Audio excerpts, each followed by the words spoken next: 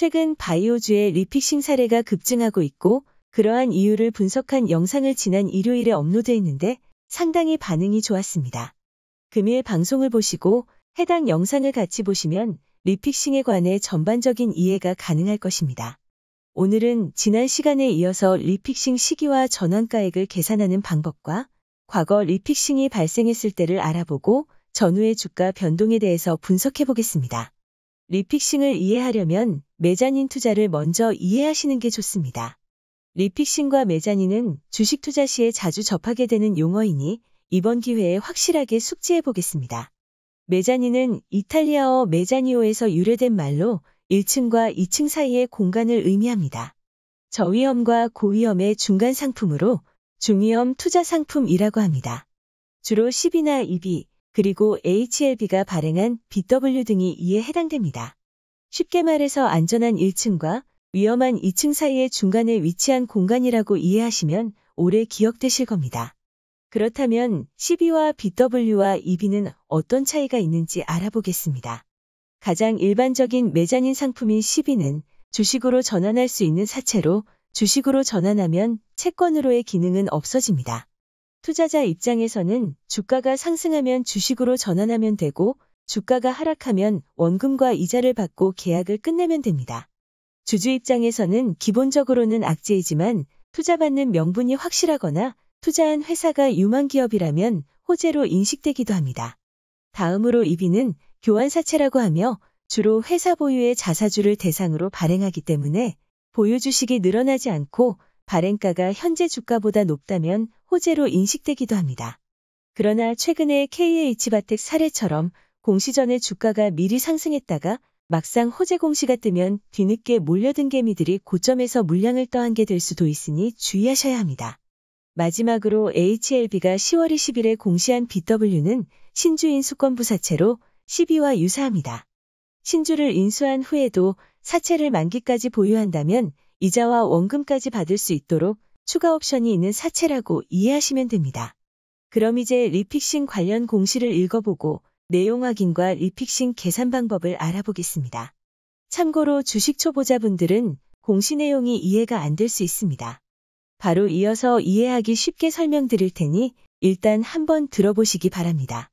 발행회사의 김영식 보통 주식의 주가가 하락할 경우 본건의 사채의 발행일로부터 3개월마다 행사가액을 조정하되 조정된 행사가액은 행사가액 조정일 전일을 기산일로 하여 그 기산일로부터 소급한 1개월의 가중산술 평균주가와 일주일의 가중산술 평균주가 및 최근일 가중산술 평균주가를 산술평균한 가액과 최근일의 가중산술 평균주가 중 높은 가액이 직전 행사가액보다 낮을 경우 그 낮은 가액을 행사가액으로 한다.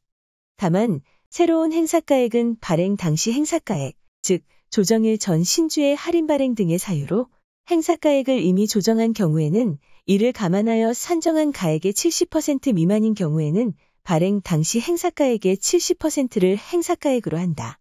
혹시 이해되신 분 계신가요? 한국인이 한글을 읽는데도 편하게 이해되지 않으니 안타까운 일입니다. 출양파도 주식을 처음 할 때는 아무리 읽어봐도 이해가 안 됐던 경험이 있습니다. 주식을 오래 하는 사람들도 착 달라붙는 말이 아니니 주식 초보자들은 부담스러운 문장일 것입니다. 그럼 최대한 눈높이를 맞춰 설명드리도록 하겠습니다. 일단 용어는 알고 넘어가야 합니다. 위에 보면 가중산술 평균주가라는 말이 나오는데 쉽게 설명하면 총 거래대금을 총 거래량으로 나눈 것을 말합니다. 거래량이 많을 때나 적을 때나 똑같이 기준을 삼으면 안 되기 때문에 거래량을 반영한 것으로 이해하시면 됩니다. 가중산술 평균주가가 거래대금을 거래량으로 나눈 것을 이해하셨으니 다음은 기산일에 대해서 알아보겠습니다. 리픽싱의 기산일은 대부분 아시겠지만 혹시 모르는 분들을 위해서 설명하면 일정 기간의 주가를 계산할 때 기준이 되는 날이라고 이해하시면 됩니다. 용어를 숙지했으니 이제 리픽싱 계산 방법에 대해 자세히 알아보겠습니다. 투자자가 투자 결정을 하고 투자금을 입금하면 이날이 주가를 조정할 수 있는 전환조정일이 됩니다. 또한 전환조정일의 전일 거래일을 기산일이라고 합니다. 리픽싱 기준주가를 계산하려면 기산일을 기준으로 세 가지를 먼저 계산해야 합니다. 첫째로 기산일을 포함하여 직전 1개월의 평균 주가를 계산합니다. 둘째로 기산일을 포함하여 직전 일주일간의 평균 주가를 계산합니다. 셋째로 기산일의 평균 주가를 계산합니다. 그리고 이렇게 계산된 세 가지 주가를 모두 더해주고 다시 3으로 나눠줍니다. 그렇게 해서 나온 평균 주가를 기산일의 주가와 비교해서 더 높은 것을 리픽싱 기준 주가로 삼는 것입니다. 이제 마지막으로 리픽싱 기준 주가를 전환 기준가랑 비교해서 리픽싱 기준 주가가 더 낮으면 전환 주가를 조정하게 되는 것이고 이를 리픽싱이라고 이해하시면 됩니다. HLB는 10월 20일이 전환 조정일이고 기산일은 19일이 됩니다. 그렇다면 3개월 후인 첫 번째 리픽싱 기산일은 1월 19일이 됩니다. 1월 19일을 기준으로 위의 계산 방법을 적용하면 HLB의 리픽싱 기준 주가를 계산할 수 있습니다. 참고로 전환사채 발행 이후 신규로 상장하는 주식이 있다면 그 비율만큼 최저전환 조정가액이 낮아지는 경우도 있습니다. 유상증자나 무상증자가 이에 해당된다고 보면 되겠습니다. 그럼 최저전환 금액 근처까지 주가가 떨어졌다면 리픽싱을 하는 게 좋을까요? 아니면 안 하는 게 좋을까요? 상황에 따라 조금 다르지만 일반적으로는 최저전환 금액까지 떨어지게 되면 차라리 리픽싱을 하는 게 나을 수도 있습니다. 이유는 최저전환 금액으로 리픽싱이 되지 않는다면 리픽싱의 부담을 3개월 후까지 끌고 가야 하기 때문입니다. 앞서 말씀드렸듯이 최저전환가액이 도달하지 않으면 3개월마다 한 번씩 리픽싱이라는 불확실성을 안고 가야 하기 때문입니다.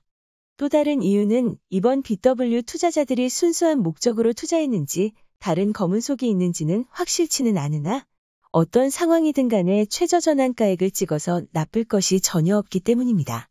또한 이렇게 리픽싱을 떨쳐내면 불확실성이 해소된 걸로 간주되어 주가가 상승 탄력을 받는 경우도 있기 때문입니다. 출양파는 이전 방송에서 HLB의 리픽싱 가능성을 높게 보는 이유에 대해서 설명했습니다. 그러나 아무리 금융시장이 제도의 허점이 너무 많고 모피아와 결탁한 비리가 많다고는 하지만 대놓고 주가 조작을 할 수도 없을 것입니다.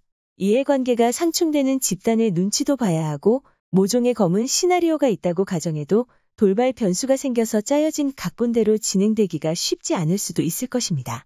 리픽싱 기산일까지는 아직 한 달 반 정도가 남았습니다.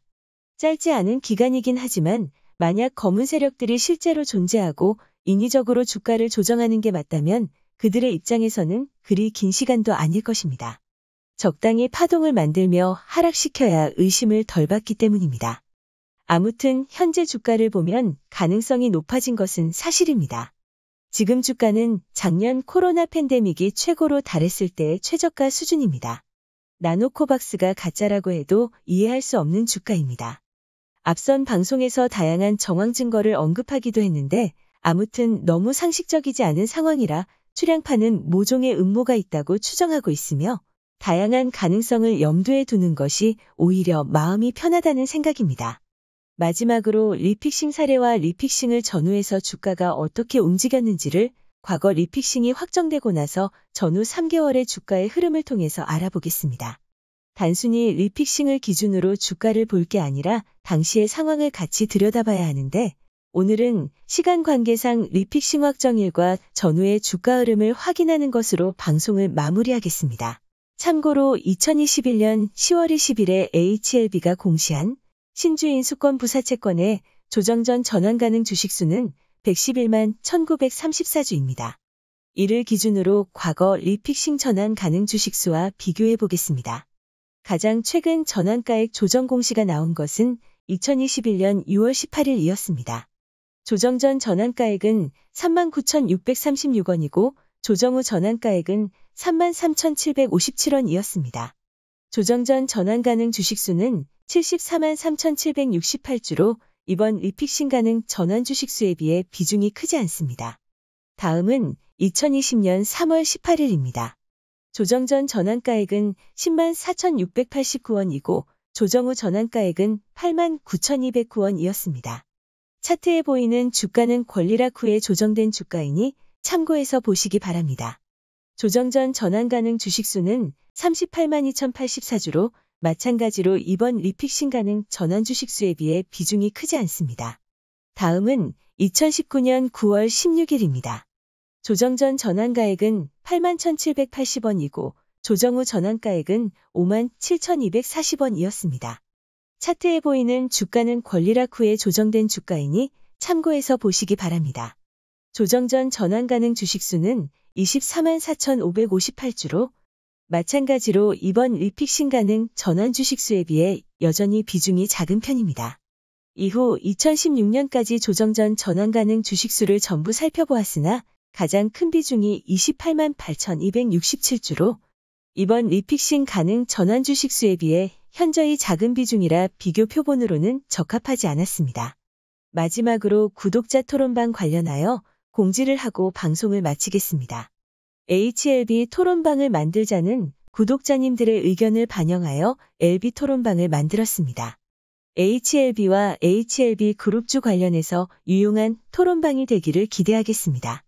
주소는 하단에 게시글로 남겨둘 테니 링크를 통해 접속하시기 바랍니다. 검색을 하면 가짜 토론방에 접속하실 수 있으니 주의하시기 바랍니다.